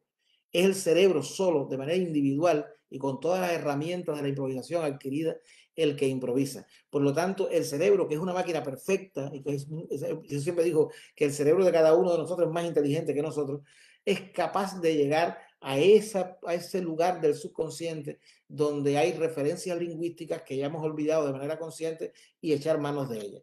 Entonces, solamente así se puede dar como casi correcta esa metáfora de que estamos insertos dentro de una gran biblioteca llena de versos y de ahí pescamos algunos versos de vez en cuando. Solamente así, haciéndonos conscientes de que el cerebro, como máquina perfecta, rescata con las herramientas que tiene como hablante y como improvisante aquellas palabras, aquellas rimas, aquellas ideas incluso que ya otros han usado y que a nosotros nos llegan como referencia porque la hemos oído, aunque no seamos conscientes de ello, o que incluso están dormidas en nuestro cerebro y que no hemos incorporado nunca y la actualizamos en performance. Es fundamental esto, la actualización en performance de vivencias y referencias lingüísticas anteriores que cada uno de los improvisadores tiene. Muchas gracias. Ya como cerrando este primer encuentro, ¿qué viene para la décima en nuestros países? ¿Cómo se está moviendo la décima en España? ¿Cómo se está moviendo la décima en Cuba? tenemos muchos eventos de decimeros, además de las jornadas cucalambianas, por ejemplo, que es un evento de tanto reconocimiento a nivel internacional, con muy buena participación. Hay muchos más eventos. En nuestro Pacífico hay eventos también para decimeros habituales. Sabemos, por ejemplo, que en el Caribe colombiano hay bastantes eventos en muchas poblaciones y es la 10ª cantada, ¿no? ¿Qué está pasando en Cuba, en España, como muy rápidamente, en Cuba y en el Pacífico colombiano con esos eventos que promueven la 10ª? Maestro y Edgar y todos, en el caso del Pacífico, tenemos que reconocer que las políticas públicas que hay, las políticas culturales que hay, no promueven este tipo de espacios. Entonces no hay eventos, no hay festivales y no hay de estas cosas. Uno que otro, cuando se tira algún cabezazo, algún alcalde, algún mandatario local, se crean espacios como esto, como ahora mismo que se dio el primer festival, el primer encuentro de decimeros de poetas del Pacífico Sur colombiano, que lo hicieron en el Charco, porque fue una iniciativa de un alcalde. Pero mientras hayan espacios mortuorios, mientras hayan mientras ocurran hechos que contar, siempre van a haber espacios para que el decimero aparezca. En el caso del Pacífico, el decimero aparece justamente en estos escenarios y se encarga de no entretener, pero sí de narrar y socializar todo y cada uno de los hechos que ocurren. Entonces, digamos, se sostienen más desde la insistencia popular que de los escenarios, digamos, oficiales. Gracias. Sí, la realidad es muy distinta en cada uno de nuestros países. Yo entiendo lo que está diciendo Carlos porque se repite también a lo largo de América Latina. No hay bastante desidia institucional, desconocimiento casi siempre y falta de apoyo concreto para que estas manifestaciones populares que son tan importantes, porque muchas veces las instituciones y los políticos no se dan cuenta del alcance y de la importancia que tiene este tipo de poesía popular en el desarrollo de las sociedades del futuro. Yo lo he visto, he podido recorrer América Latina y allí donde hay un conflicto fuerte en sociedades y en ambientes y en barrios muy peligrosos, cuando llega la 10ª, llega la poesía, cuando llega la música, esos niños que son víctimas potenciales de la violencia se escudan en la creatividad y abandonan el peligro, ¿no? Entonces yo creo que cuando seamos conscientes de que la poesía y la música salva y no es una metáfora, habrá más apoyo institucional a las manifestaciones de poesía popular y la 10ª entre ellas. En el caso de Cuba, ya lo especifiqué, en Cuba tiene una historia muy particular con la 10ª. El futuro es esplendente. Yo fundé en el año 2000 la Cátedra de Poesía Improvisada en la Universidad de las Artes, fundé el Centro de la 10ª y el Verso Improvisado. Estas dos instituciones han mantenido durante 21 años muchísimos proyectos, pero sobre todo proyectos docentes, escuelas de repentismo que han dado como resultado miles de jóvenes y de niños. Y los festivales grandes de intercambio de los improvisadores comenzaron en Cuba en el año 91, se hizo el primer Festival Iberoamericano de la 10ª y por primera vez nos vimos las caras y nos escuchamos los improvisadores de muchos países. Yo recuerdo como si fuera hoy nuestras lágrimas, llorábamos de emoción porque muchos ni siquiera sabíamos que se improvisaba en otros países. O sea, la improvisación poética no salió del medioevo hasta el siglo XXI, hasta el siglo XX. Estuvimos en una etapa medieval prácticamente de desconocimiento, de separación, de aislamiento. Un improvisador de Chile no sabía que existía el canto de los jíbaros en Puerto Rico y un puertorriqueño no sabía nada de la esencia esmeraldeña y un esmeraldeño, por supuesto que no sabía nada de los chuines de Dominicana y un chuin de Dominicana no conocía que existía Galerón en Venezuela, pero sin salir de España, dentro de la propia España, un versador de Canarias, un cantador de punto cubano no conocía la regueifa gallega y un gallego no sabía que existía el trobo en la Alpujarra. O sea, los improvisadores vivieron durante muchos siglos aislados en su propia geografía y creyendo que cada uno de ellos eran los únicos que improvisaban en el mundo y que por lo tanto, como eran los únicos, eran los mejores. Y de momento comenzaron los festivales y comenzamos a conocernos y a descubrirnos. Y descubrimos que no éramos los mejores, que todo el mundo tenía un gran valor y que éramos muy distintos. Entonces comenzaron esos festivales grandes en La Habana en el año 91. Luego se fueron a Las Tunas por la crisis económica de Cuba. Nos mudamos a Las Tunas, que había un poquito más de posibilidad. Y en la jornada ocalambiana creció. No comenzó con nuestro festival. La jornada ocalambiana venía desde los años 70, pero sí se convirtió en iberoamericana. Y durante los años impares, 93, 95, 97, 99, se fueron haciendo las jornadas ocalambianas, que son ininterrumpidas. Luego, desde el Centro Iberoamericano de la Décima, convenimos en hacer un festival itinerante en los años pares. Por lo tanto, se hizo en el 93, se hizo en Las Tunas y en el 95, pero en el 96 ya se hizo en Veracruz y en el 98 se hizo en Caracas y así entre años y años, en Canarias. Quiero destacar dos grandes festivales que organizó Maximiano Trapero, el primero en el año 92 en Canarias y el segundo en el año 98, que fueron dos festivales que además de la gran calidad académica de las ponencias y artísticas, sirvieron como punto de partida hacia el futuro esplendente con el que soñábamos. Cada vez hay más festivales, Edgar, cada vez hay más festivales en todos nuestros países, tanto como iniciativa institucional, porque cada vez las instituciones se dan cuenta de lo que vengo diciendo, como iniciativa privada de los propios payadores que se reúnen y organizan y abanderan y son ellos los que portan la tradición. Creo que esto va a seguir creciendo. En España, por ejemplo, además de los festivales de décima tradicional, yo he logrado introducir la décima en ámbitos culturales que no tienen nada que ver con la tradición repentística, como el mundo de la canción de autor. Cada vez se habla más de la décima, cada vez son más los cantautores que hacen canciones con décima, por lo tanto está llegando el descubrimiento de la décima, tanto improvisada como cantada, a ámbitos a los que no llegaba antes a través de la voz de Joaquín Sabina o de Jorge Drexler o de Mari Rosalén, de todos estos cantautores que tienen muchos seguidores por su carrera y que se han enamorado de la tradición de la décima también. Creo que el futuro de la décima está en estos vínculos, en esta relación transversal con otras manifestaciones. No quedarnos en la endogamia de los festivales folclóricos y tradicionales, porque los tiempos cambian y porque las nuevas generaciones necesitan tener también un referente real que se identifique con ellos. Los muchachos jóvenes son muchachos de la era de la tecnología, de la era de las pantallas, y nosotros lo estamos intentando a través de Academia Oral Lectura, hay que hacer que la décima, esta que tiene tantos siglos y esta que se ha mantenido en los ambientes rurales, llegue a la gran ciudad, llegue a las nuevas pantallas, llegue a los nuevos ámbitos para que la juventud se identifique con ella y no lo vea como algo del pasado, como algo de sus padres o de sus abuelos que todavía queda más lejos. Bueno, muchísimas gracias. Qué lástima que el tiempo se nos está agotando.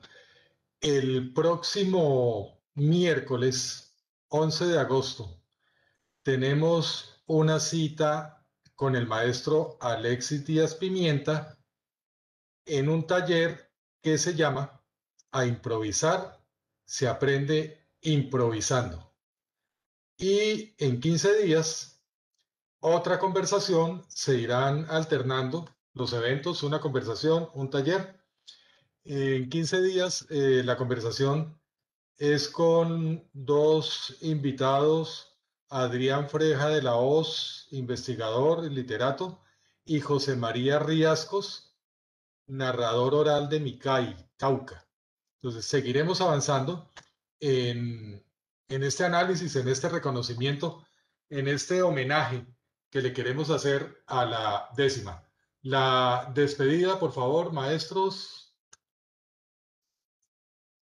Bueno, yo quiero agradecer muchísimo, de verdad, al Banco de Colombia, a la universidad, a Edgar, a Carlos Rodríguez, que me alegro mucho de haber compartido este espacio contigo y haberte descubierto. Me interesa mucho la relación de la décima con las culturas afro.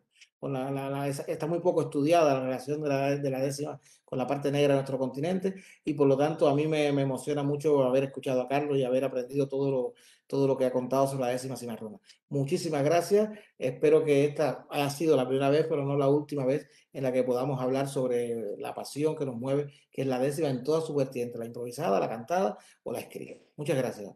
De verdad.